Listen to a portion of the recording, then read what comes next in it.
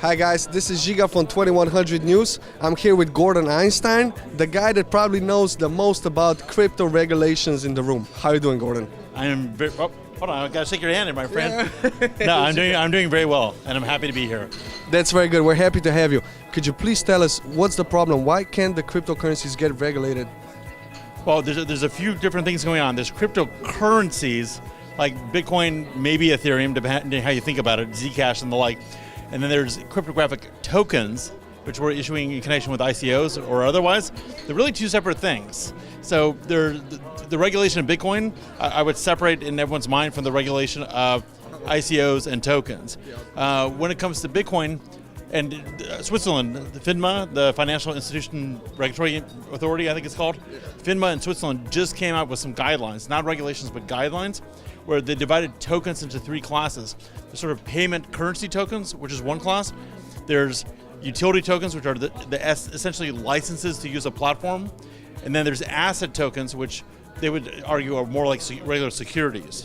And so that might be a good way of dividing them up. Now, if you take Bitcoin, it would be a payment token or currency token. It's just a way of transmitting value back and forth.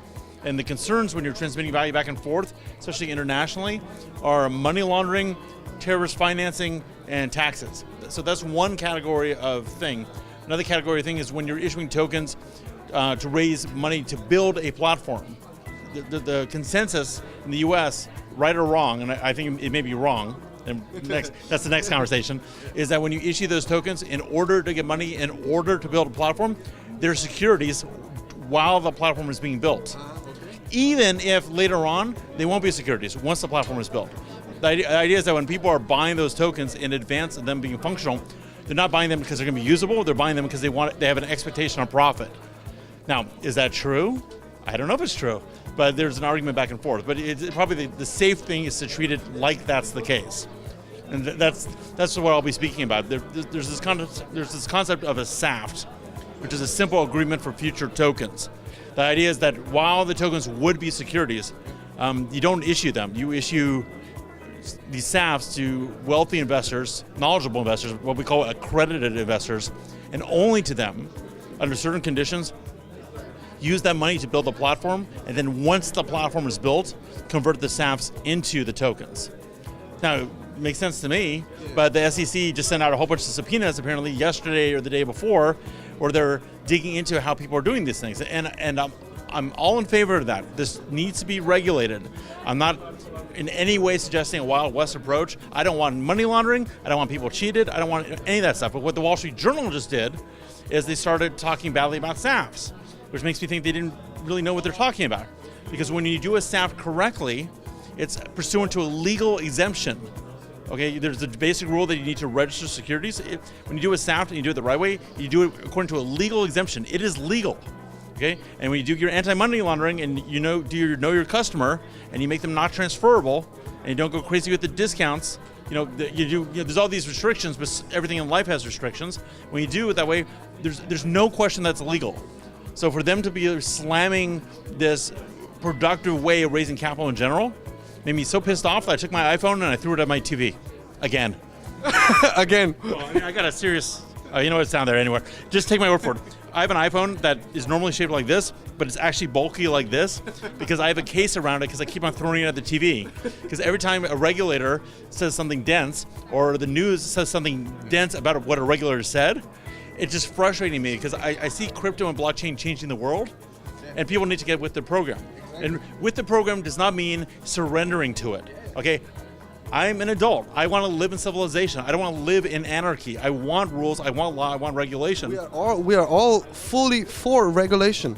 And the subpoenas are not wrong, but you have to know what you're doing. You have to know what you're doing. I mean, the subpoenas are not wrong if they're meant to gather information or find wrongdoing.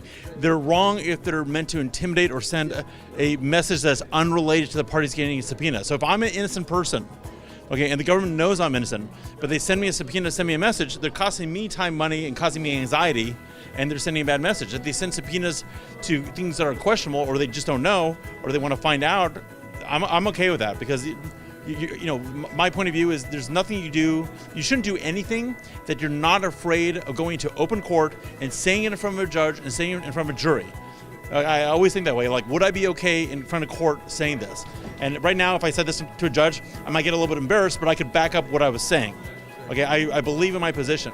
But, the SEC or IRS or FTC or any of them just send out subpoenas on a fishing expedition, then it's kind of mean because that's not a legal term, but you got entrepreneurs trying to start businesses, trying to do things with this new platform.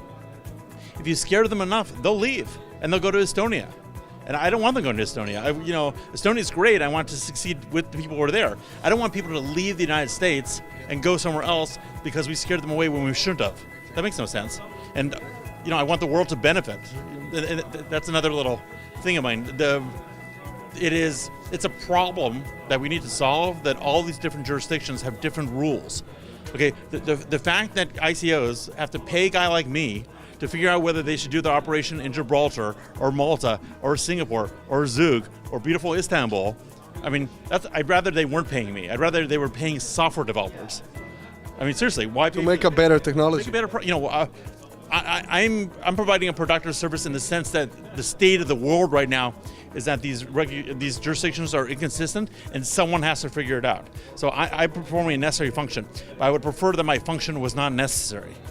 Okay, I'd rather that the money got spent somewhere else, or they paid me to do something really cool, like figuring out how to send us all to Mars.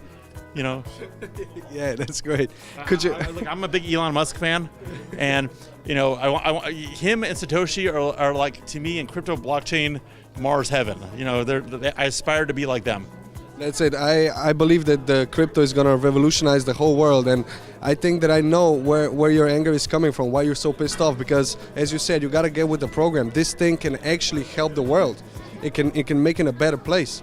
And yeah, let me give you a little anecdote, and I'm playing off something Elon Musk said. So, look, I'm 48. I was born in 1969. I'm probably twice your age, 4 times your age, something like that. Anyway, I don't know, okay, but I am. All right, so when I was growing up, all the science fiction movies I saw as a kid, they were set in the future. It was like 2018 when we're all like zipping around the spaceship, universe, and all that stuff. Well, the time settings of the movies I was growing up with is now. Blade Runner, the first one, is now. 2001: A Space Odyssey already passed. That's ancient history. The sequel 2010, which is really far out there, that already passed. Like all these periods have passed. Okay, I don't see my flying cars. I don't see my replicants. I don't think we're on Mars. Why are we not finding that all? Everything that we're supposed to find out there. Why are we here? What the heck are we doing? I like that robots are making progress, but we should be fixing the environment in a moment, and have robots and be in the stars and not have, cancer should have been cured a long time ago. All right, so the way I look at it is there's certain systemic constraints on human progress. There's things like the time it takes to gather resources and give them up, the time it takes to liquidate an investment and put it into something new, the time it takes to figure out your way through a legal system. Those all slow us down. Okay, and human progress is based on how quickly we can get through projects and how quickly we can get through processes. Well, blockchain and crypto is not perfect. It's not a panacea for everything, but it can rapidly, it can reduce these systemic constraints. Like another systemic constraint is that anyone other than me, there's no way I can 100% trust them just objectively. I need to check the records of what happened. Well, the whole point of blockchain is you have a perfect record and you don't need to trust. So what if you remove the need for trust but can still do business? How much efficiency does that add to the universe? Okay, and when these individuals, don't at least see that possibility and don't acknowledge that it's out there, yeah, I get pissed off. Now, again, I want law. I don't want people murdered. Okay, I want people to live and be safe, and when they buy a house, it be their house. And I don't want it stolen from them. I want them to pay their taxes. Like, all that stuff is great. It's great. In fact, a systemic constraint on human progress is the uncertainty of property, right? If I know that when I buy something, it's truly mine, then I'm more willing to invest in it, right? I'm more willing to take care of it. But when it's going to be taken away from me either by roving gangs or by taxes or by this or by that, it's a disincentive for me to invest. And then I just want to just pillage because let someone else make the property and I'll just take it when it's ready. Right? If I can lock in property ownership and make that certain, then people will invest more. So look, I'm a fan of humanity. I'm a fan of the United States. I'm a fan of Turkey. Obviously, I'm here. It's like all these places can do well, Okay, so yes, I'm on a mission. Gordon, I love your thinking. I love your thinking. I feel it, and I agree completely. Well, that's easy. It's great. It's great. Last question I want to ask you: how do you see, with your perspective and your knowledge, how do you see the roadmap of this crypto revolution that is going on? How do you see the roadmap? Okay, so there's. I felt this for a while. There's two things that need to happen, and you know, I approach things from a legal perspective, but underneath that legal perspective, I think it's a systems design perspective. I look at law as system. Everything's a system. This conversation is a system in a way. Okay, so you know, just looking at things from a system point of view, crypto needs to.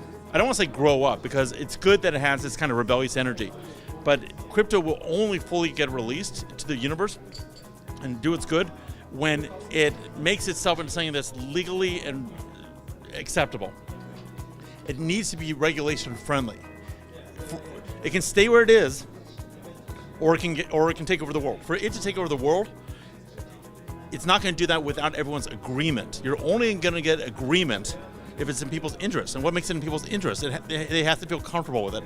So crypto needs to grow closer to government and regulation, not surrender to it, but get closer to it. The flip side is, like I was saying, governments and national entities and subnational entities, they need to go closer to crypto and blockchain.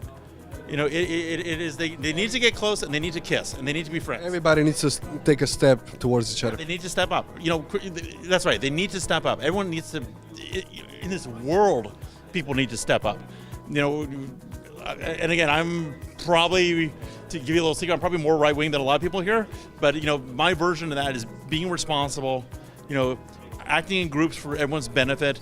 It's like, I don't want a war, I don't want crime, I don't want people fighting, you know, it's like, I don't want environmental degradation, I don't necessarily have the most positive or negative view of humanity, but I know the systems will push us in the right direction.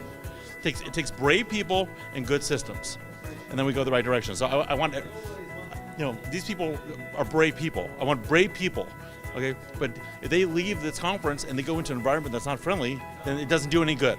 You know, good systems, brave people. You know, that's what needs to happen. And that will get us to Mars. Gordon, thank you very much for your interview. I think you shared so much knowledge with our public, and we all thank you for it. Pleasure. This is really great. Thank you very much. Much success.